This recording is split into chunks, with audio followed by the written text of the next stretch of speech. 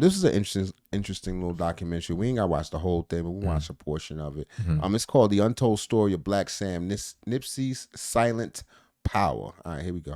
You stand up for what you believe in. You put your money where your mouth is. You never fold.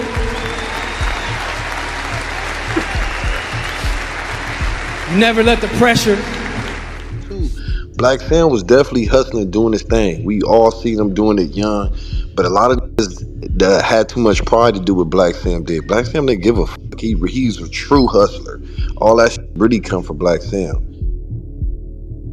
He never asked for attention. He didn't do interviews. He didn't chase clout. But when Nipsey Hussle's empire was rising, and later when it was under attack, one man always was in the background holding it all together. His brother, his business partner, his protector, Samuel Ashkadom, better known to the world as Blacc Sam. While Nipsey's career took center stage, Blacc Sam stayed calm in the shadows, building the real estate plays, handling street politics, and making sure the marathon legacy didn't fall into the wrong hands. And that's they say he was doing bootleg sneakers and DVDs and T-shirts and shit like that at first. Yeah. Not even you know what I'm saying, on the block. On the low. Behind the silence, there's a deeper story. Arrest, prison time, trademark wars, public fights, and almost recently, a viral altercation with a blogger that reminded the world that Blacc Sam is not to be played with. This is the full truth, unfiltered. The man who built with Nipsey from day one and protected the marathon brand when no one else could. Born Samuel Ashkadom, he's the older brother of Nipsey Hussle. Raised in South Central Los Angeles in a household with strong Eritrean roots, Blacc Sam came up in the same rough environment that shaped Nipsey, but his role was quite different. He wasn't the flashy one. He wasn't rapping. He wasn't in front of the cameras. He was the enforcer. From the young age, Sam was more of a reserved but militant brother. While Nipsey expressed himself through music and interviews, Sam focused on protecting, moving smart, and staying low. In multiple interviews, Nipsey called Blacc Sam his cheat code. He said Sam was like the cheat code. He always had the game. That's because before there was a marathon store or marathon clothing, there was hustle. My brother, Blacc Sam, he's a monster. You know, I don't know nobody like him. You know what I mean? He's a cold grinder. You know what I'm saying? So to have him on the team, that's like a cheat code. You know, he worked 7 days a week. He the one run the shop. He the one do all the payroll for all the employees, do all the keep the inventory stocked, as well as wrote video treatments and, you know, be on set.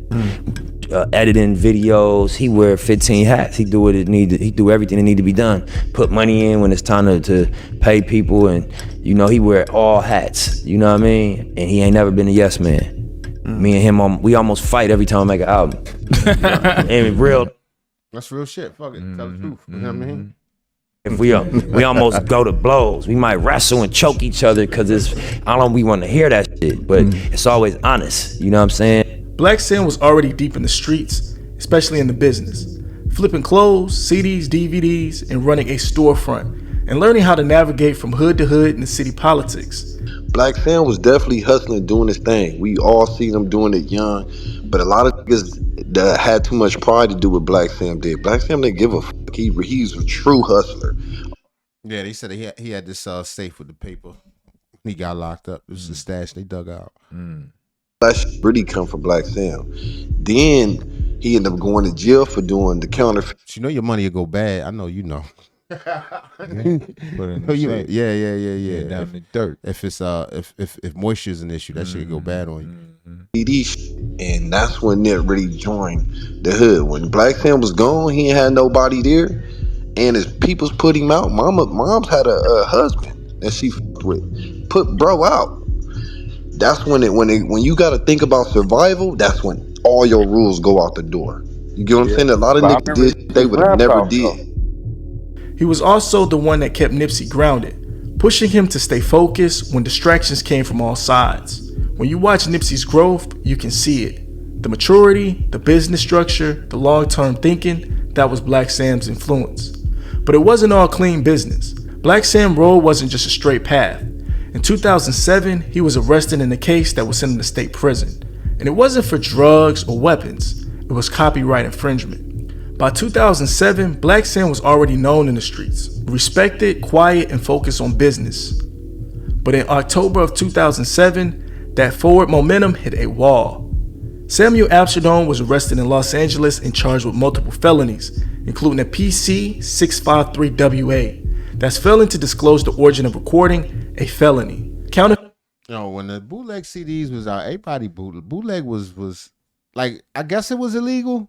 CDs, DVDs, and all that. Yeah, I guess it was illegal, but like nobody was really pressing them out. Yeah, people ain't really look at it like it was illegal. Yeah. So if you look at the mixtape game, except for the big industries, of course. Right. Of course, the big industry wanted theirs, but it was such a part of hip hop. You know what I'm saying? You gotta have a mixtape. You gotta have, you know what I'm saying, something on the streets. You gotta jack niggas for their beats and rhyme over that and then sell. The joint ain't even dropped yet. It's supposed to drop on the 1st. Exactly. You got it on the 30th. You got it already. Right. Yeah. Movies, all that shit. So it's crazy how that hustle is over. It used to be I don't know if he had the store at that point, but I know I remember back in the days it was stores with legitimate storefronts. We go in there, cats come in the store, barbershop, wherever they got everything fake. Everything. Of a registered mark at the time when bootleg DVDs, mixtapes, and fake merchandise were a common hustle in the city. Law enforcement and the RIAA were cracking down hard. Come get that little weed and whatnot. It was CDs, DVDs, bootlegs, whatnot, a tree, a couple other things people would tap in for. But basically just being young, hustling, that was our area that we controlled. Sam found himself in that wave. The official record shows he pleaded guilty to 1 count, failing to disclose the origin of a recording, and the other charges were dismissed. On October 24, 2007, just 2 weeks after the offense date, Sam stood in front of the judge and accepted the deal. The court denied probation, and Sam was sentenced to 3 years in state prison. Credit time. 3 years. They got him for that? He must have got popped a few times for that. They must have told him stop. I can't see a nigga Or going. like you said, they had a storefront. He probably had thousands of CDs. Yeah, it could have been had that. a bunch of joints. Didn't not Envy, but the other light skinned Drama? Didn't DJ Drama go down for that same type of thing? I'm not sure. Yeah, he's one of the last big New York mixtape kings and shit. I believe he went down for something like that. But that's crazy, like, because if you're doing that and you in the street, you like, yo, niggas is out here. They got they got all that. Yeah. I got some CDs. Yeah, they get you pretty much feel legal. Yeah. So I guess the Instant Man illegal too now, right? Yeah, the Oil Man and all that. Right. Technically, shit, if you call it Versace or whatever. Just 10 days. Conduct credit 4 days, and that was no small charge. The charges may not sound like a lot on the surface, but in the streets and in the eyes of the system, moving bootleg products at the scale was treated like organized crime. Yeah, he had a lot. It must have been a store. Makes this case even more powerful is Blacc Sam didn't fold. He didn't take the stand. He didn't point fingers. He took the time. And all of this was happening while Nipsey was on his come up. The All Money In brand was still forming. And behind it, Blacc Sam was now convicted felon, but also sharpening his mind and his mission inside. It was in prison that Sam saw the bigger picture.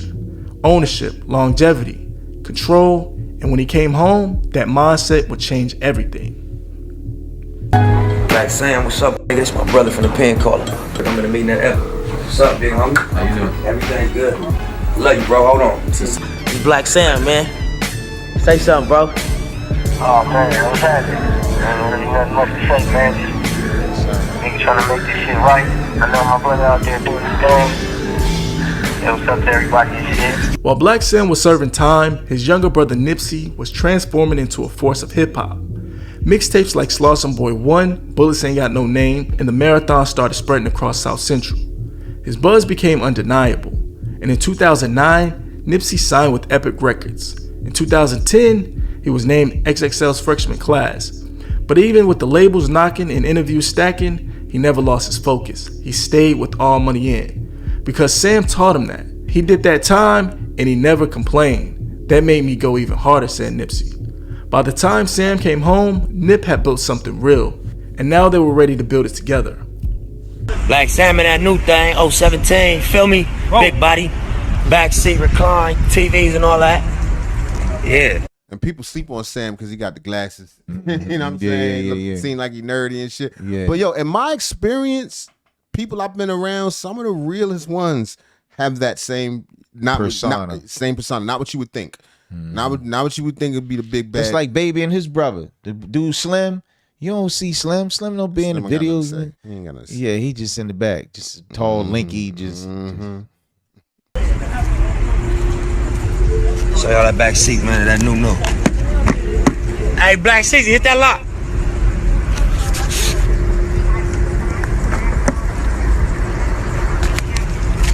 Peanut butter ducks in it. That's brand new. That's peanut butter. That's 017. Yeah. The executive back seat. You see the digital dash and all that? Yeah. Black CZ on. You see him? Hard money in, nigga. Yeah. Yeah. Go with it.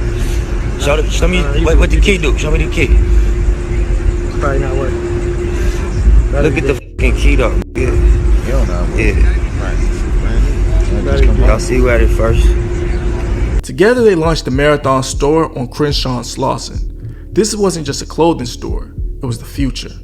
QR codes in the shirts to access exclusive music, ownership of the entire building. Sam ran the back end. He did the staff, inventory, bills, payroll, while Nip was a visionary. Sam was the executor. It was the community, business, and culture all in one space. The success only brings more attention. And after the store opened, the street started to watch closer than ever. Now, before the Marathon got all the praise in the news and in the local area, the store was a landmark and another key piece to the foundation. A lot of people didn't know about a key piece to the Marathon team, and this guy name carried weight.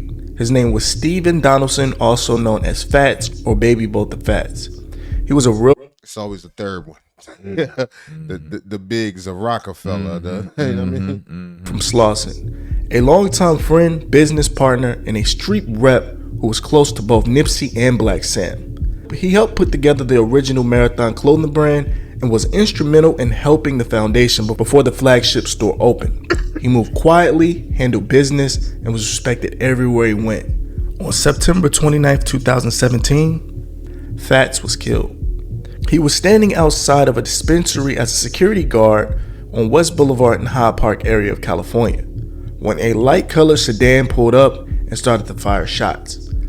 Fats tried to run inside but collapsed. He was pronounced DOA on the scene. The streets were quiet, the internet was quiet, but everybody felt it. For Nipsey and Sam, the loss was personal. On Instagram, Nipsey called a monumental to a real one. He said, "We're gonna win big for you, see you when I get there." Fats was more than just a friend, he was family. And as a tribute to him, Nipsey and Sam would later open a shop in his memory. Even years later, fans still point out emotional depth in Nipsey's Racks in the Middle verse, where he mentions Fats' name and reflects on losing him. Fats' name lives on in every business move, every bar, and every corner of Slauson that they held. This was never about the fame, this was about family. According to reports, Fats owned 1/4 of everything as far as the All Money In record label and the Marathon clothing. I wonder if they still kick back to his fan. Possibly. Well, Blacc Sam, he only one left. Damn, that's crazy. Used to go right down the street to Fats, pick him up. Used to post up right here early in the morning before the sun even come out. Be posted up right here in this parking lot. Talking to Fats, it's like, damn. I look up, and across the street, right where we're at right now, was a sign that said for lease. Business partner, rest in peace. Stephen Donaldson, Fats. So we like, yeah, we got to get that. So Hold it together, brother. we Hold called it Nip together, son. and Right. put a plan together, and we got the shop. March 31st, Nipsey Hussle was unalived in front of his store, the Marathon store. The same location him and his brother built from the ground up, just feet away from where they used to hustle. For the world, it was shocking. For South Central, it was tragic. But Blacc Sam, it was personal. He didn't just lose a business partner. He lost his blood, his backbone, the one person who moved by the same code. All right, y'all know how the story go from there. I just found this interesting because a lot of times people don't think of the different positions you could have to put yourself into the winning position. Everybody want to be the star. Right. Everybody want to be the Indian chief. Nobody don't want to be the Indian. Nobody don't want to do the hard work that's not sexy. Right. That don't get a The grunt work. The Yeah. grind. Blacc Sam didn't have a video. You know what I'm saying? Maybe the bitches didn't recognize him as much, except for the fact that he looked like his brother. You know what I'm saying? But he kept his It was eyes an intricate part. right. Shit, like, as Nipsey would say, a cheat code. You know, one of the most intricate parts. And it's just dope to see how when people are willing to play their position and work together to make something greater happen. It's just an amazing thing. Are you familiar with the mastermind concept? What part of it? Well, it's the concept that when two or more minds come together to work on a common goal, the output is more than doubled. It's like quadrupled or whatever than a single mind could be put together. And for them to, and not only for his brother to have his back in that way, for his brother to not be a rapper. He's like, I don't want to rap. Right. I don't need to be in the forefront. Yeah, you rap your ass off, nigga. That's your thing. But he know his brother the one though. That's another one. You have to acknowledge. That's just like, for example, James Brown and what was the brother? Maceo Parker.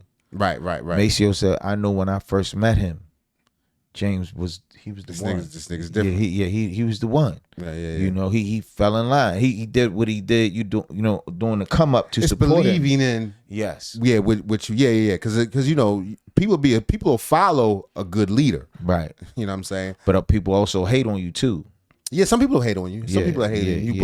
But a person that want to go somewhere, you know what I mean? Why not follow a good leader if they're shown to be a good leader? And you know, he believed in what Nipsey had to do. Or let him know he's special. He know he's special. He believed in his talent. Different. He knew he was going to put the work in to make this shit happen. And you know, and so they did. R.I.P. to Nipsey once again. I continue success to Blacc Sam. And if you want to see more of this video, it's called The Untold Story of Blacc Sam, Nipsey's silent partner. It comes from 834 Productions, and I'll put the link in the description. It's a good one.